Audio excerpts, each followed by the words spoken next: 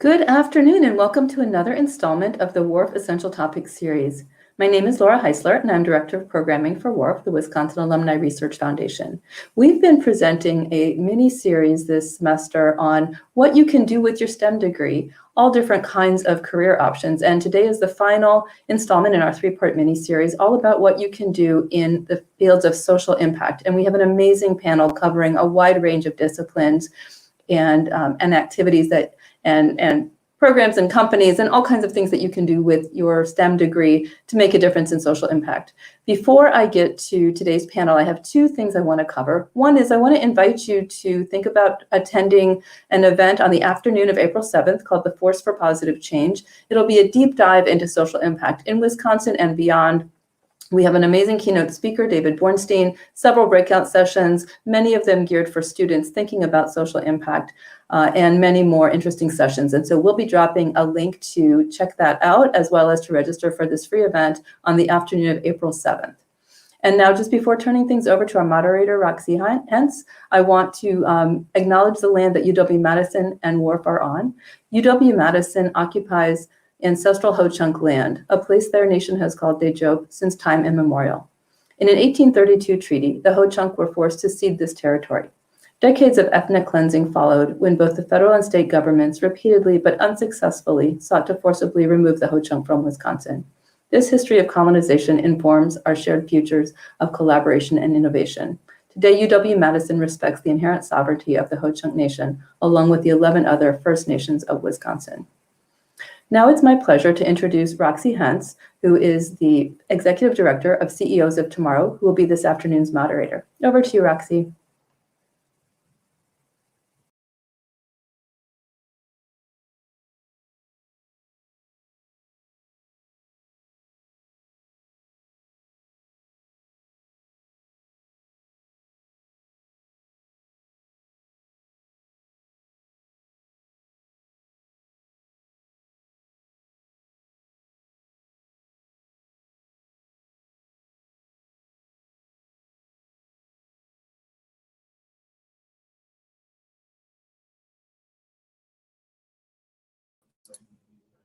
Hey, Roxy, you're on mute.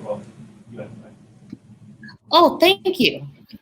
Perfect. Hi, everyone. My name is Roxy Hentz. I'm the founding executive director of CEOs of Tomorrow. We teach social entrepreneurship education to youth. I'm just going to take a moment to share my screen.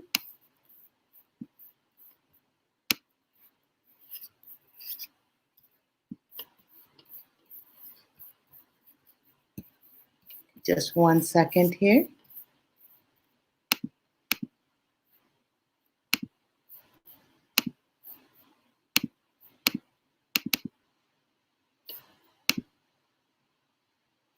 All right.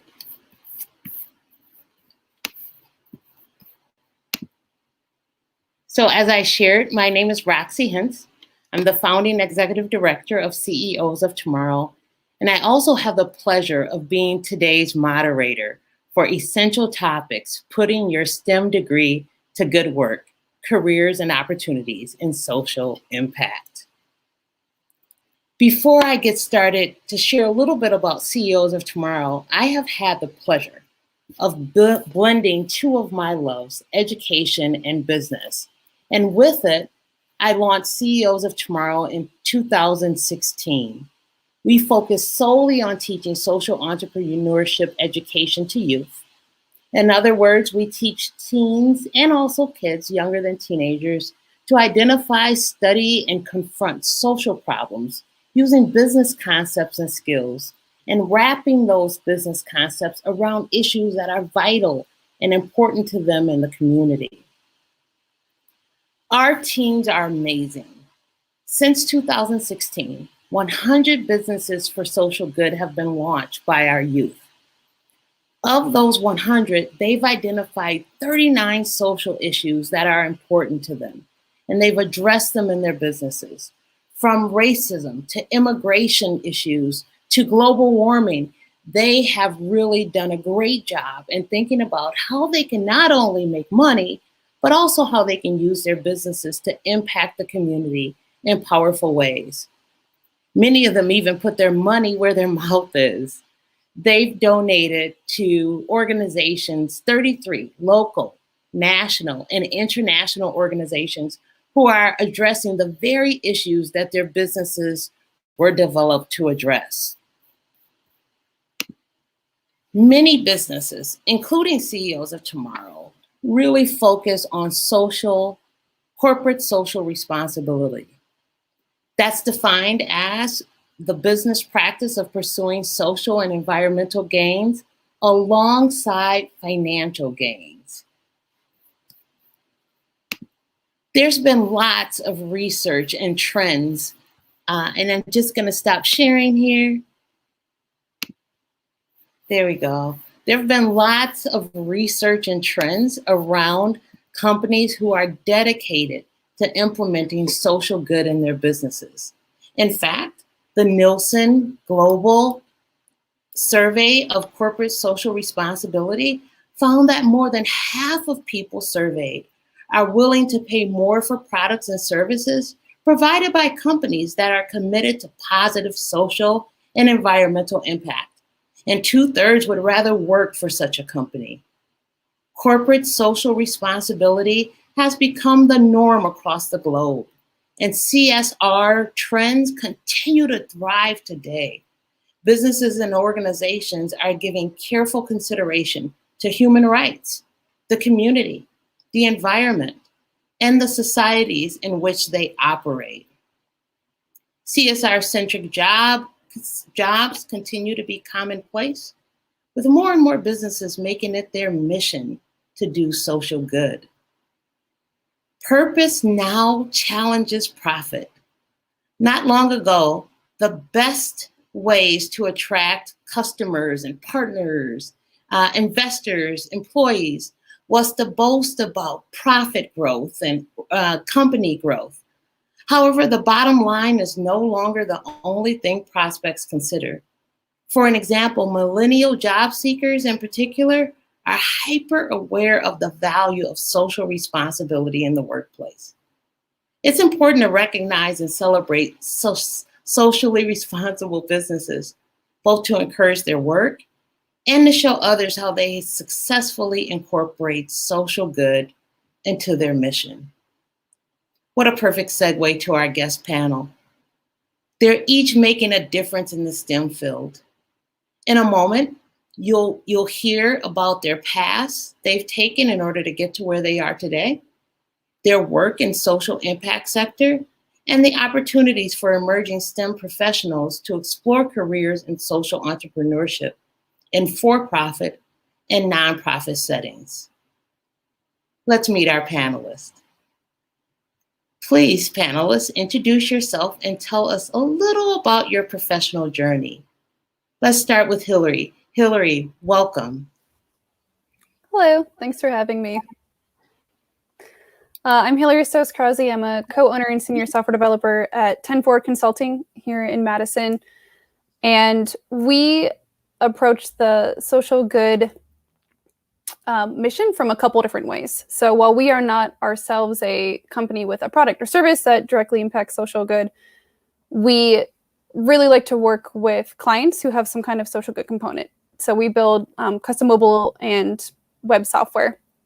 And then also our company tries to be a force for social good within the tech industry, which is notorious for having a lot of issues with racism and sexism and classism and just barriers that keep a lot of folks out. So we kind of approach it from those sort of two different angles.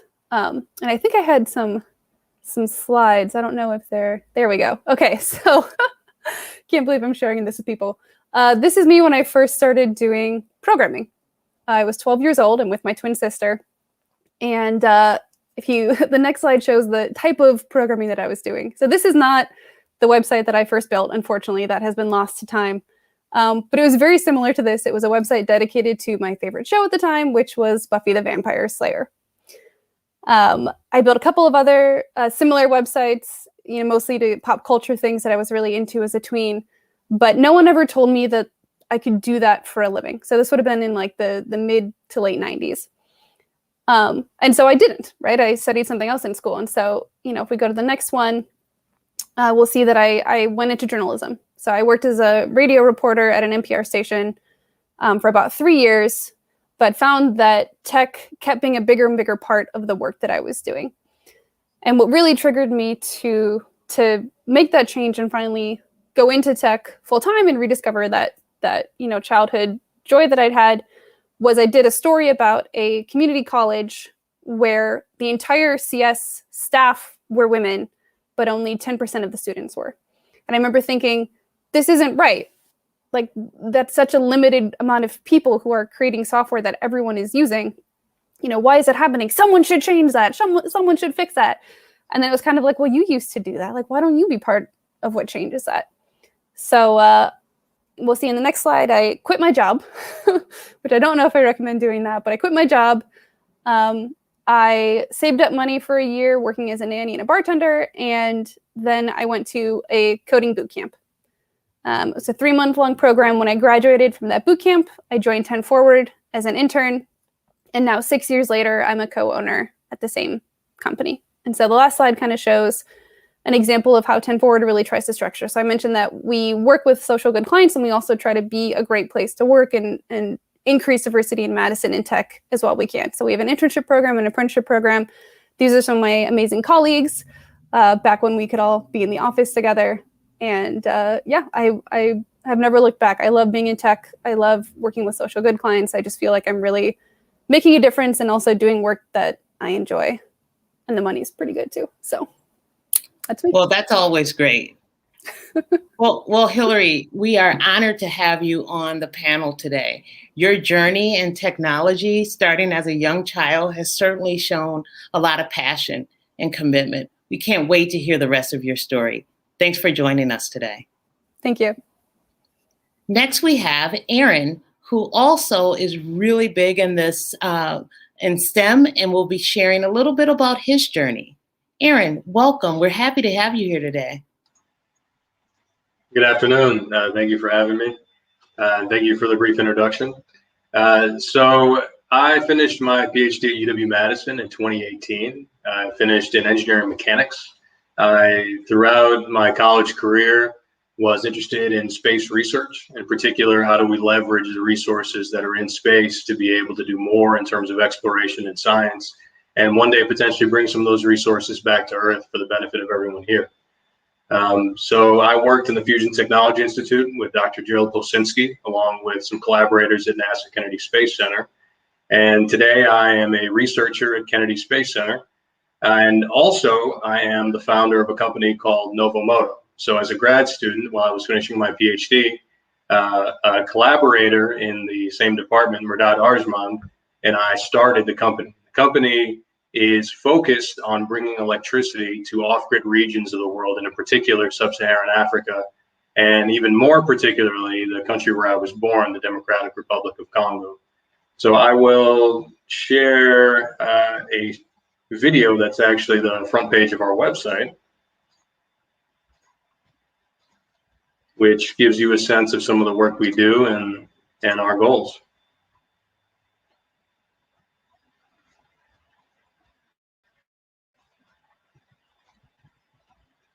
So our company is a for-profit social enterprise.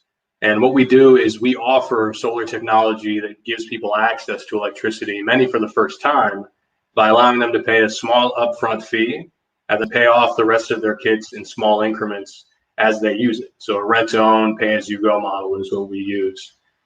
So far, we've done over 600 installs all around the capital city of Kinshasa and the DRC. We're scaling up now. We plan to be close to 5,000 to 10,000 installs by the end of this year. And our goal overall is to get to 1 million installs by the end of 2026. It's been a very challenging time running the company, but also a very exciting time as well. We've learned a lot. We've been able to impact a lot of lives of our customers, along with some of the clinics that are also in the communities we serve. We recently partnered with Strides for Africa, a local nonprofit based in Madison, Wisconsin, that has allowed us to bring electricity to 55 different clinics and an additional 70 clinics later this year as well. So those clinics will be able to provide operations, serve their patients in a better way, and also help mothers giving birth in much better conditions than they were before our solar kits arrived. So happy to be a part of the panel today, and excited to learn more about some of the other businesses and initiatives that people in the greater Madison area are working on. Thank you. Thank you. Thank you, Erin. I've definitely heard a lot about your business, and we're excited to learn more about how your solar panels are actually changing lives. Thank you so much for being here. Next, we have Suzanne. Susan. Yes, Suzanne. Hi, how are you? Suzanne. Tell us a little bit about yourself. Well. Thank you, Roxy, for the introduction. And good afternoon, everyone. My name is Suzanne Pyer, and I currently work as an independent consultant, though I'm also active at the university in both research and teaching. I'm an integrative biologist, but I'm basically the hybrid of two different disciplines. Like Erin, I also hold a degree in engineering. That's what I started with when I entered the university. And then some years later, I ended up exiting with a PhD in biology. And I can trace my interests back to my childhood years, growing up in an artistic family in a rural setting. My engineering side developed largely because if I ever wanted something as a kid, I was often encouraged to just design and build it myself. And so that's what I often ended up doing. By contrast, my biology side developed more out of just observation and being immersed in the natural world. I passed many a long summer day just exploring the outdoors, looking for large garden spiders in the tall grasses or plucking snails off of rocks in the nearby creek. And so today I use my STEM degrees to study those natural designs, which I've been doing for the past several decades. But more recently, I've started to work in the area of preserving those designs also that I've adored since my childhood days. And the most direct way that I have had the opportunity of participating in this preservation aspect of my work has been to become involved in curbing forest deforestation, which is one of the key contributors to carbon emissions today. So as an independent consultant, I help to create these holistic profiles of species, different species, by connecting often very disconnected large data sets.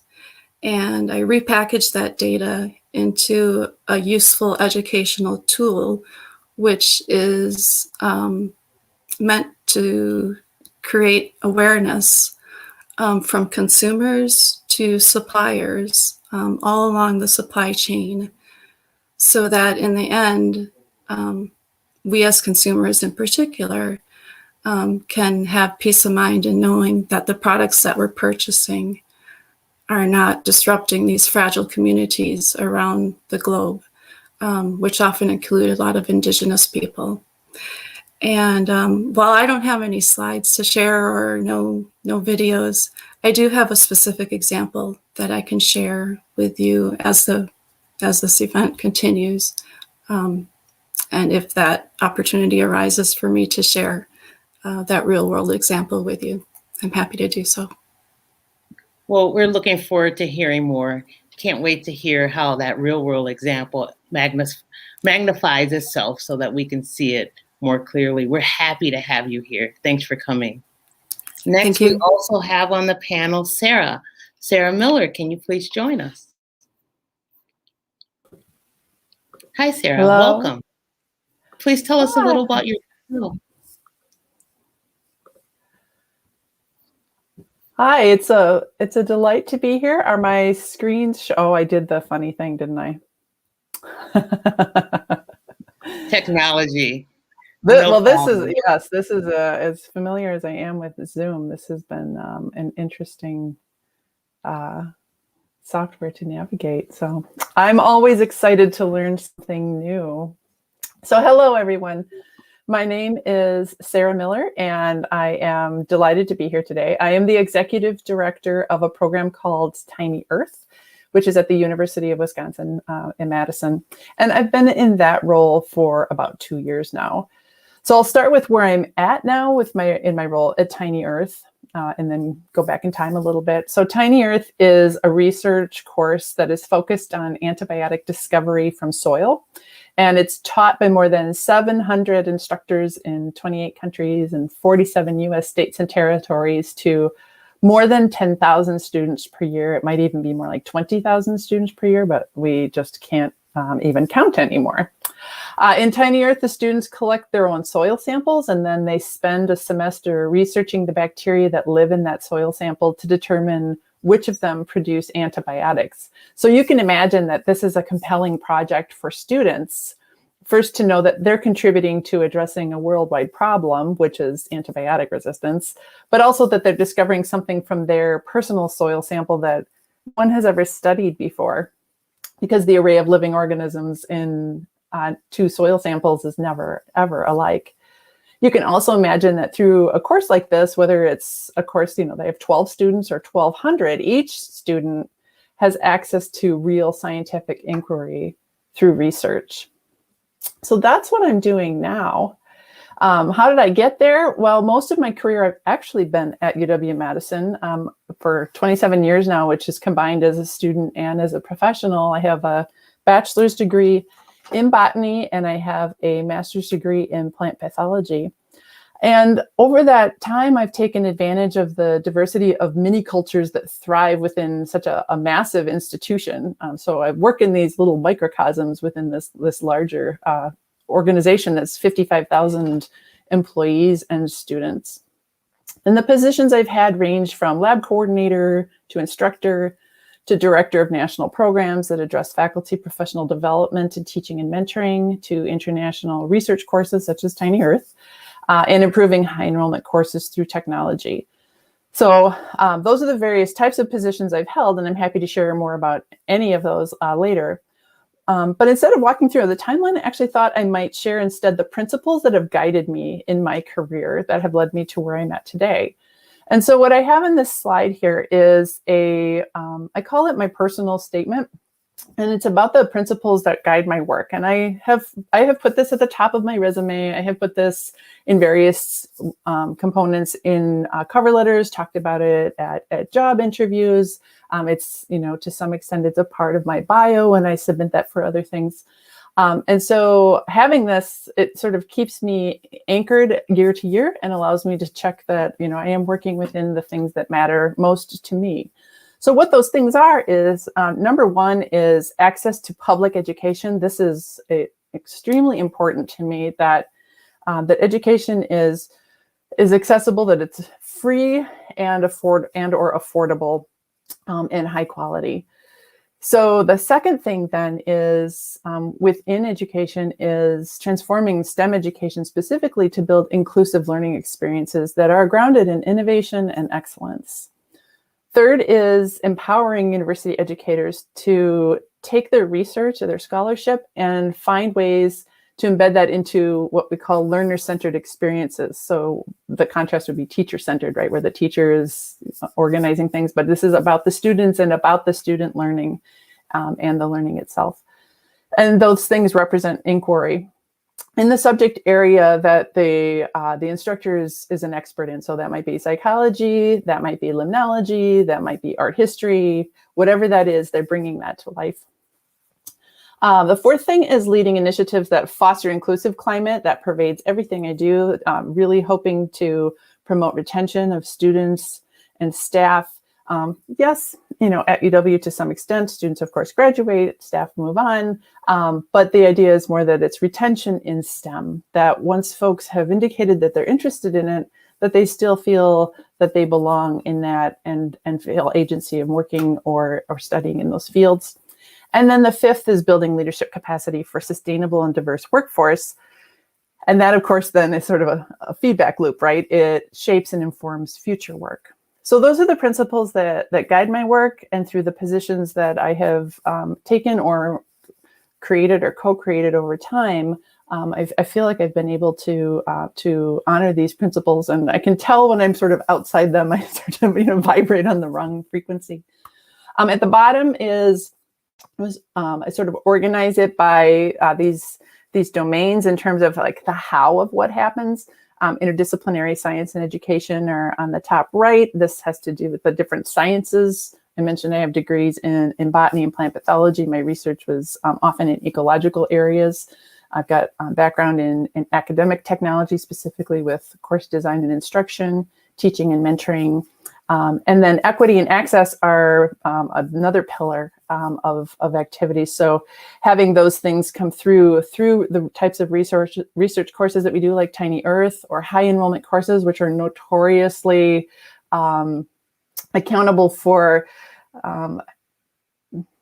dissuading students from continuing on in STEM fields because they're just, students move through by the masses.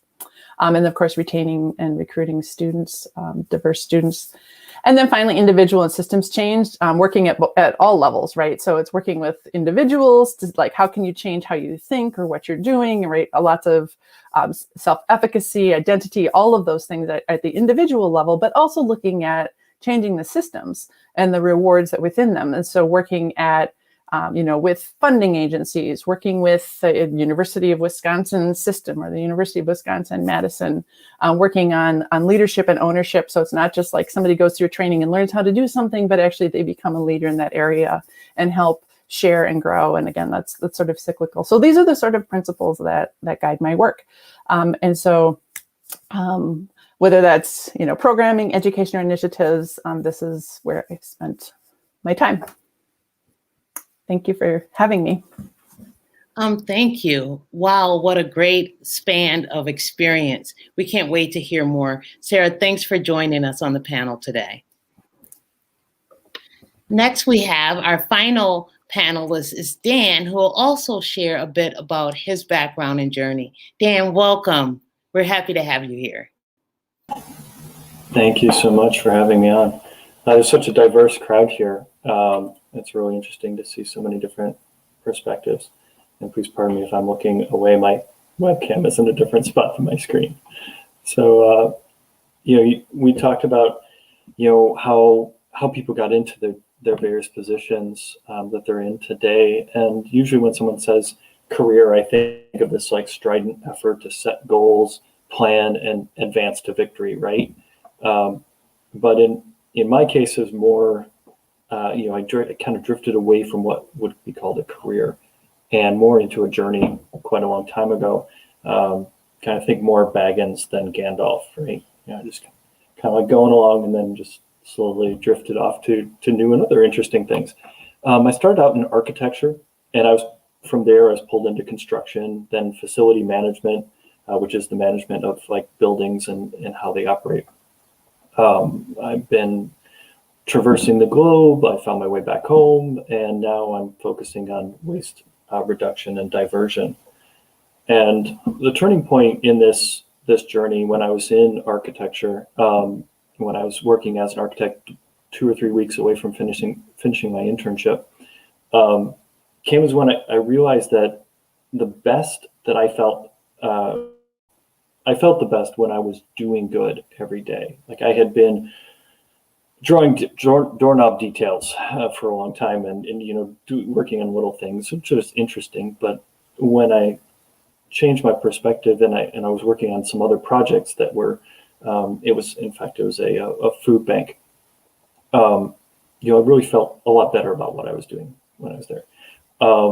And from there, it just kept getting opportunities to do good every day. And I've just kind of followed those opportunities. There wasn't really the money or the power or the titles, but I really never felt better than when I had work that fed my soul. And now today I'm the executive director of a 22-year-old nonprofit. So I've kind of taken on a big shoes to fill here. Waste Cap Resource Solutions focuses on reducing the amount that Wisconsinites throw away every day.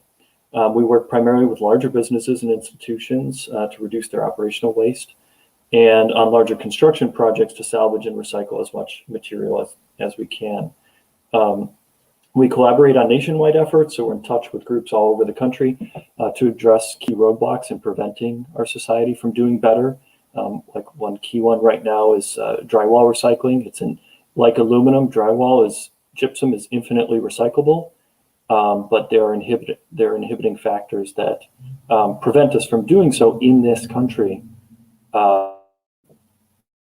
Anywhere else in the world you can do it, but here we have these legal implications that prevent us from doing it. So kind of overcoming those systems is a big part of what we do. In the nonprofit model, you've heard from some for-profit and some nonprofits today.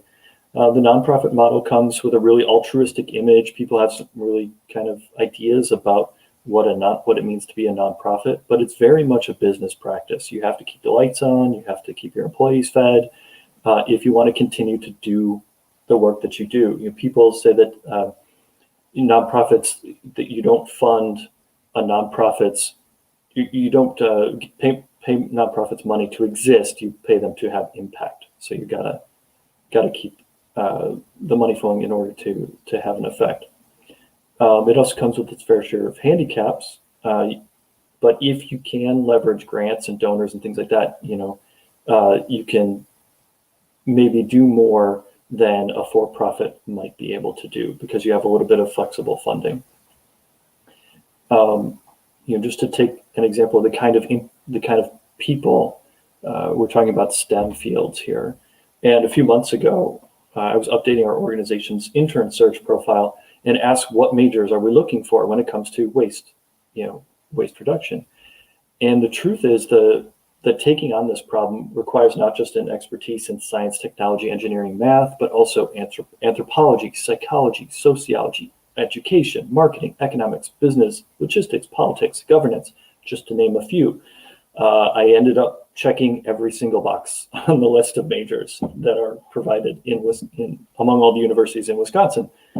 But it really, for that understanding material sciences, circular economies, business needs, behavioral change, the science, engineering, technology, and math are really core to those skills. And you will find many other people that you need to work with in this field in order to accomplish anything, because no one person can really do it all, but every person is critical in that path.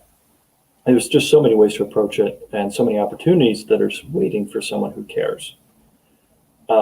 And I'm going to, if it's okay, Roxy, I was going to lead into the next question for you a little bit. So, there are more prominent fads in sustainability today, like energy, water, and health are much more, you hear about them more in the news and things like that.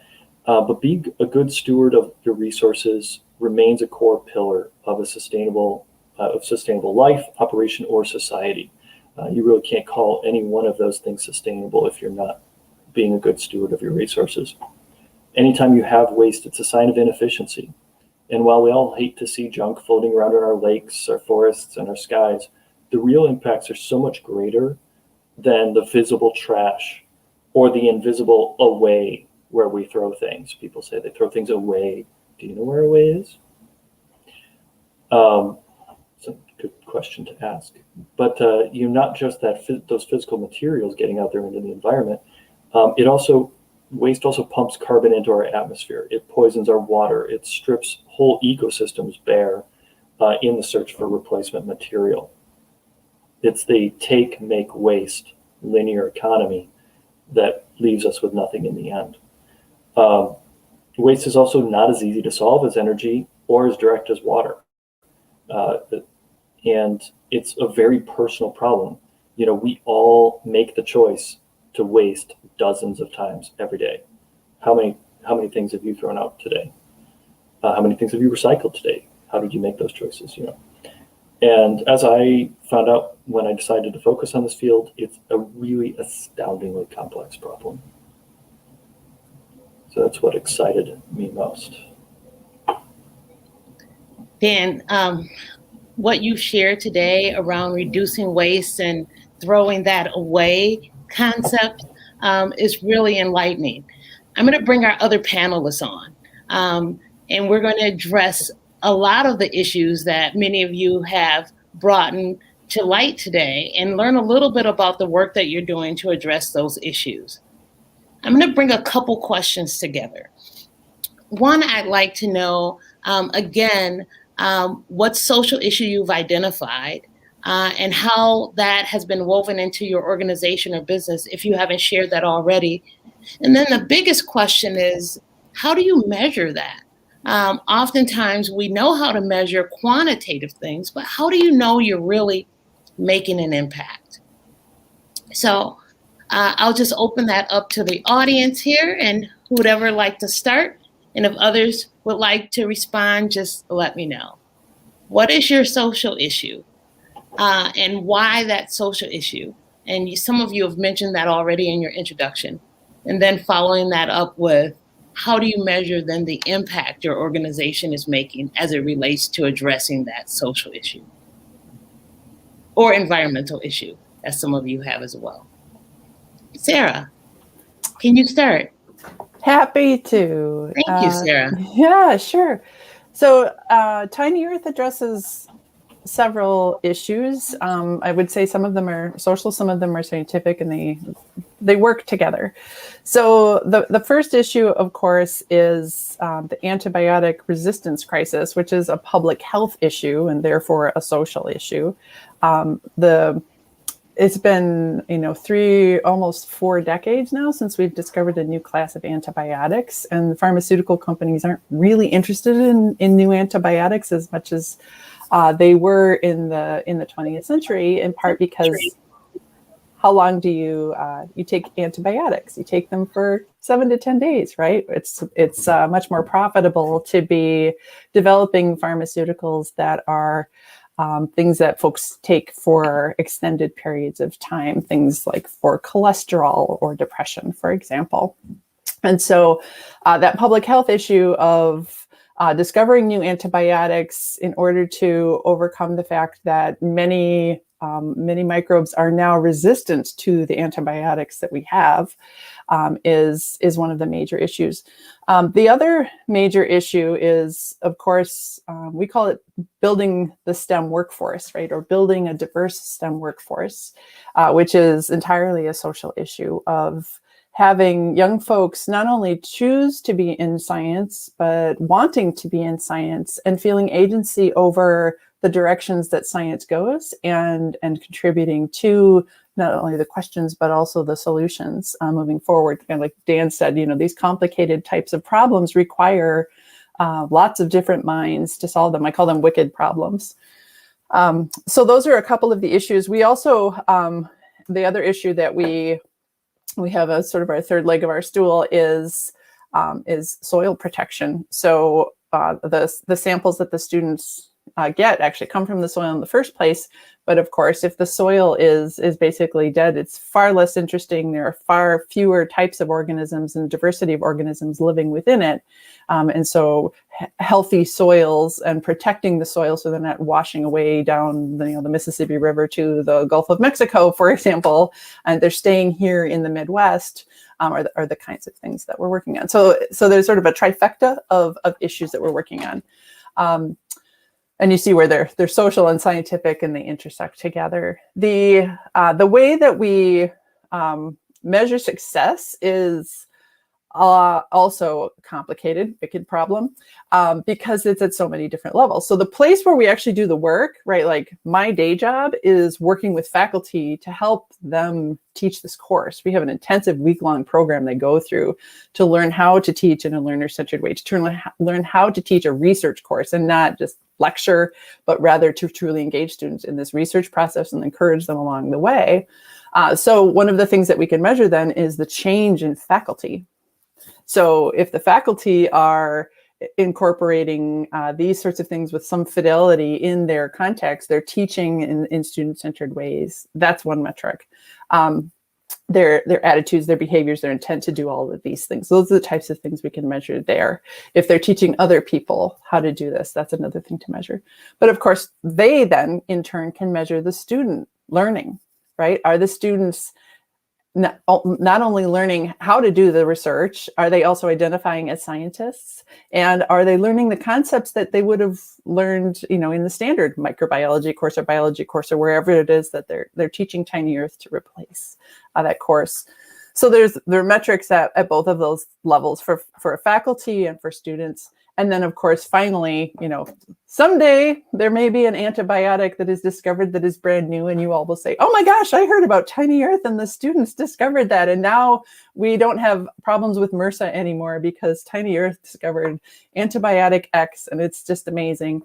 And so that's another metric is simply the product of the discovery that's, like looking for a needle in a haystack. So lots of different ways to get at this.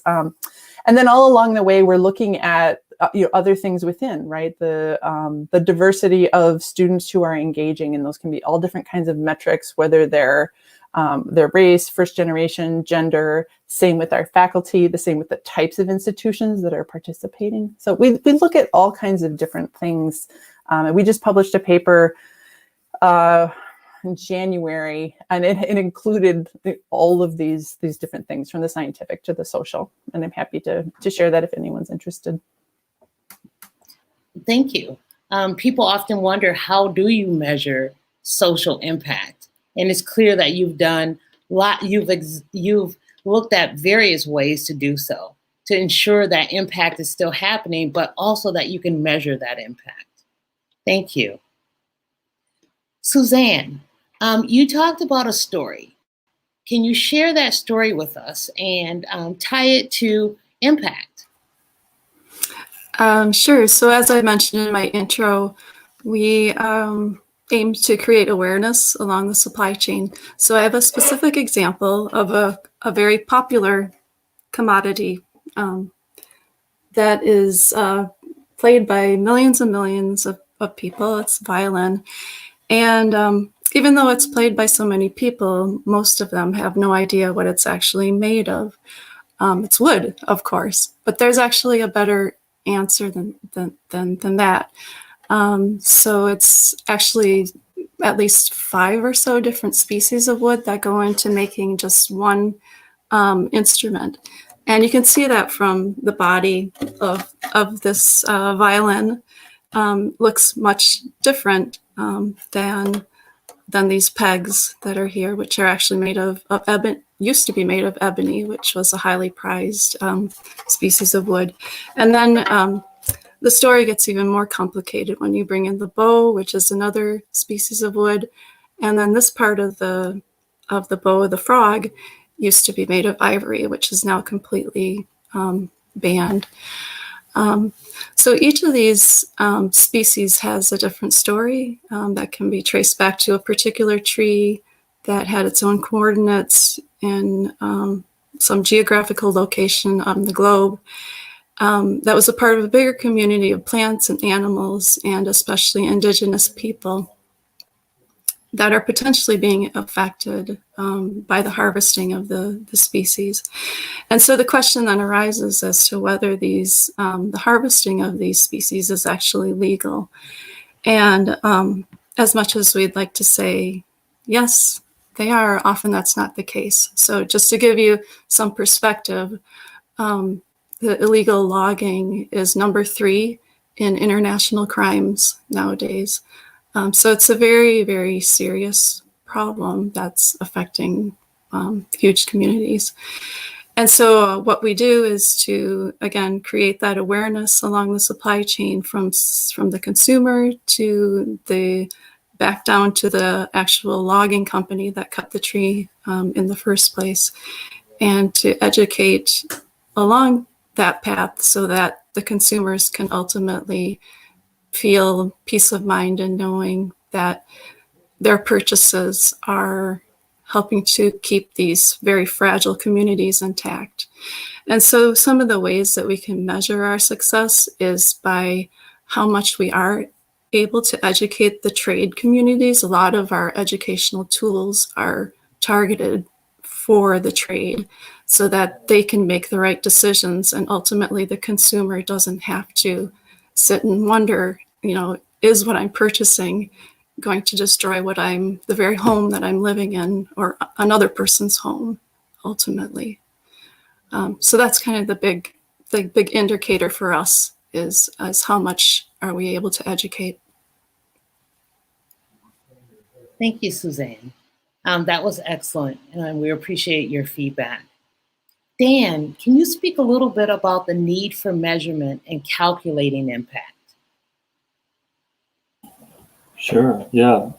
As you mentioned earlier, how do you know what you're doing is really having an impact? And especially within waste reduction field, there's a lot of people that feel they're doing a good job recycling, but our first question is always, how do you know what you're doing is working? And there's a phrase that's very common, bandied about. It's called, you can't manage what you don't measure. And so you can set goals and things like that, but if you don't have some metric to measure it by, you can't determine whether or not you're succeeding. And so just part of like WasteCap's scorecard is how much material have we managed to divert from the landfill. And over the course of our existence to date, we've managed to divert about 884,000 tons of material from landfills. That's roughly 100,000 garbage trucks. But also, once you have those pieces of information, you can find out, well, what else did that do? How many landfills did you prevent? In our case, over our existence, we've prevented the creation of 1/3 of a landfill. It gives you an idea of how big landfills are. It's about half an Astrodome full of material. The greenhouse gas reduction based on the types of materials we've managed to divert from the landfill and being able to recycle and reuse those or compost them, was a 741,000 metric ton of carbon dioxide equivalent reduction in emissions into the environment, which is, for those of you who have difficulty measuring what is a metric ton of carbon dioxide, it's about the size of a hot air balloon, just to give you a rough visual. That moving that material away from a take, make, waste economy, a linear economy, into a circular economy, produced 4 million hours worth of jobs over the last 20 years. It's about 140 full-time jobs we've created over the years just by increasing recycling. And it's saved our clients roughly $30 million over that time. So once you have one piece of information, you can start to layer on. Taking the same kind of information we have access to, we've been able to figure out if all of Wisconsin prevented or kept all the organic waste out of landfills every year, what could we do with that? How many people could we feed? To give you a rough idea, we'd feed half the hungry people in Wisconsin with just 0.5% of the amount of food we throw away. How much energy could we take or could we make with the rest of that food? And how much compost could we create to start saving the soils that are eroding at an astonishing rate from our farmland? You can run all those calculations if you have that basic data. Obviously, you have to talk to a lot of people and figure out, okay, well, how much energy are we really using in Wisconsin? How much can we create with biodiesel? It's actually like 1%. It doesn't sound like much, but it's quite a bit. That 1% would feed the energy requirements for all the food redistribution and for all the compost redistribution, for example. Construction materials, how much recyclable construction materials do we throw away every year? And how much environment did that create? How much of the natural environment did that take to create those materials in the first place? It's roughly the size of Milwaukee every year. Is just the recyclable construction materials we're throwing away and then going and destroying another Milwaukee in order to make those materials again. So yeah, it's that measurement is really huge. And the big takeaway there, Dan, that I got was you can measure impact, but it's really what does that impact also lead to? It's not just that simple initial impact, but there's layered effects that impact has.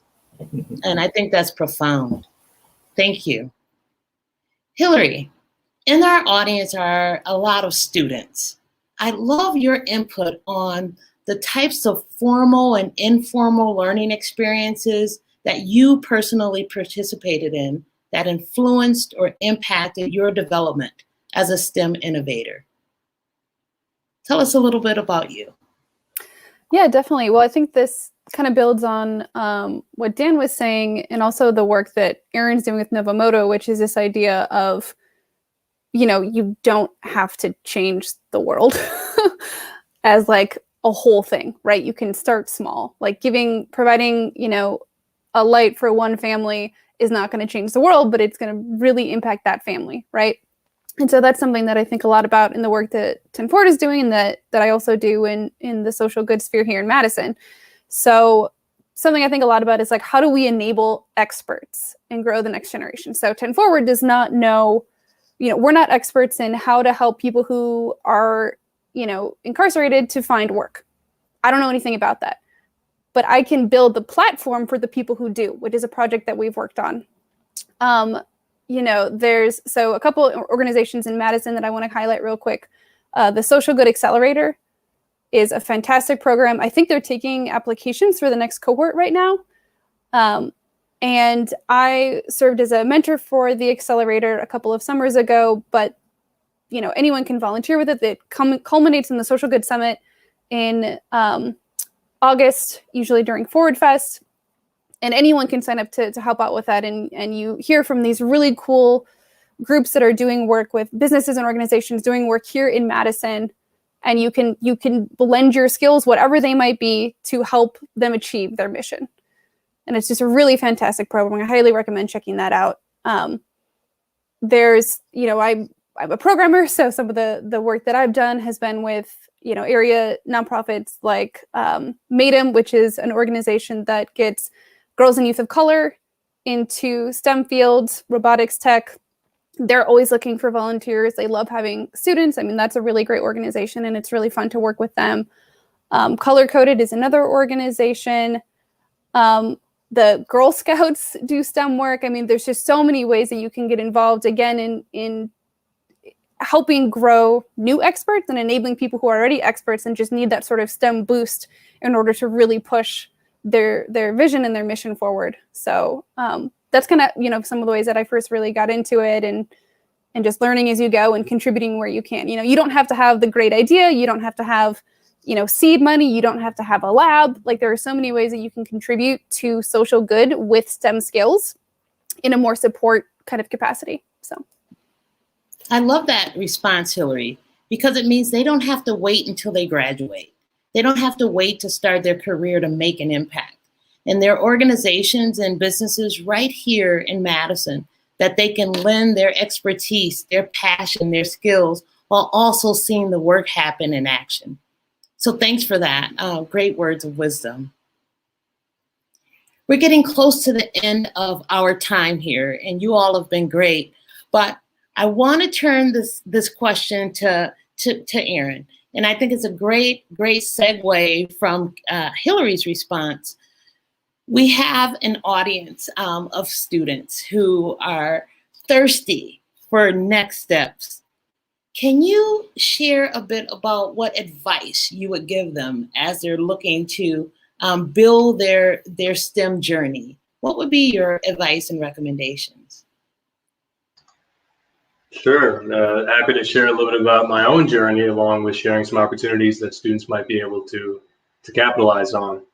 Awesome. So the University of Wisconsin has a number of business plan competitions and organizations that support those competitions, Transcend being one of them, the WAVE course taught by Dan Oshevsky being another as well. These are great opportunities for people to cultivate ideas and also have them presented to people who have a lot of experience providing critical feedback and providing connections for how some of those ideas can come to fruition. So I would recommend that students really dig in and take a look at what's available at the School of Business, at the College of Engineering, and across the entire campus for opportunities to be involved in competitions and programs like that. Also, I'd recommend going out and actually talking to the people that you're interested in helping as early as possible. I remember when we started Novomoto, we had a lot of conceptions as to what a good solution might be for energy access for people in rural areas. But before you actually get a chance to speak with people, get their feedback, and understand what are the most important points that they would like to have changed in their lives, or different methods of potentially providing a solution, I think it's difficult to actually provide something that can be sustainable and have the type of impact that you like. So a continual process of talking to the stakeholder or the customer, or however you want like to frame the beneficiary of the social good is critically important. And for us as a for-profit company, we try to get customer feedback as much as we can. So whether you're 5-10 years into it, or whether you're just starting, being connected to the customer or stakeholder at all times is absolutely critical. Thank you, Erin. There's nothing more powerful than being sure that you understand the people you're trying to help. Without understanding, it's very difficult to ensure that the products or services that you're providing really will benefit the end user. Thank you for your feedback. We're going to also get words of wisdom from the rest of our panel, but before we do, we want to make sure to have a couple minutes for you all if you have questions in the audience. Is there a question that you like to ask one or all of our panelists? If you can put that question inside of the chat, and we will try answering it for you. Again, if there's a specific person you want to ask, feel free to put that person's name along with your question. While we're waiting for those questions to come in, anyone else like to share words of wisdom? Sarah, let's hear what you like to share. What's your words of wisdom for these wonderful people who are in our audience today? I would say leave things behind better than you found them. I'm guessing anyone who's here today is here because they already have that sort of fire in their belly to make things better. But what I'd like to be able to say is follow your bliss and listen to your gut and all of those things. But it's clear that not everyone is able to do that all the time. And I think that's something we haven't quite dipped into yet here is sometimes we have to make life choices due to circumstances that maybe preclude us from taking risks or stretching in a way that we'd want to, or render us safe or excluded. The system doesn't always make it that way so that it's easy for us to do those things, even if we want to. And sometimes it's just not even feasible.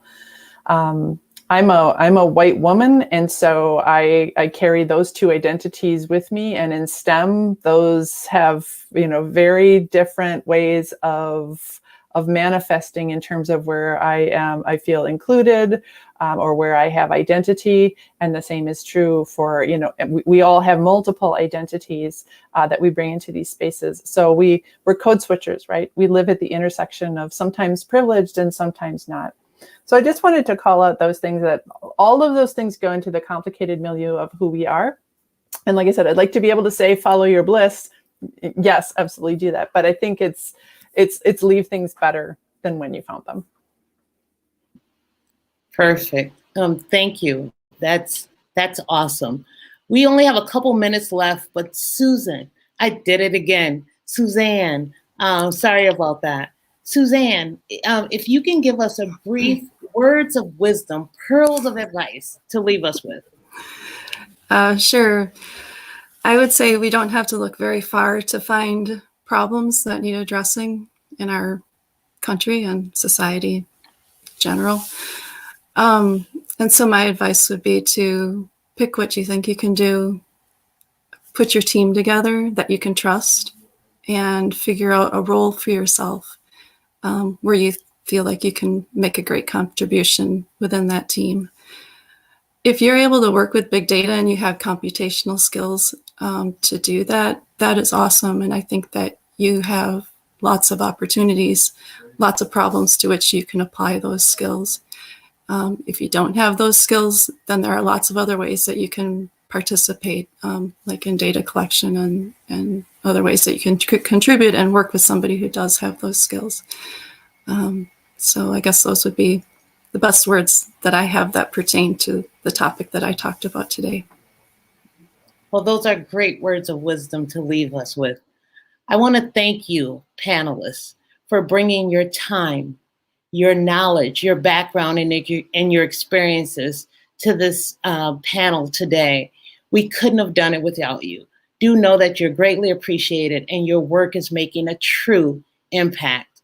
Thank you so much for joining us today. Audience, we want to thank you too for your time that you spent today. Welcome and thank you for coming. Bye to all of you. Have a great rest of your day.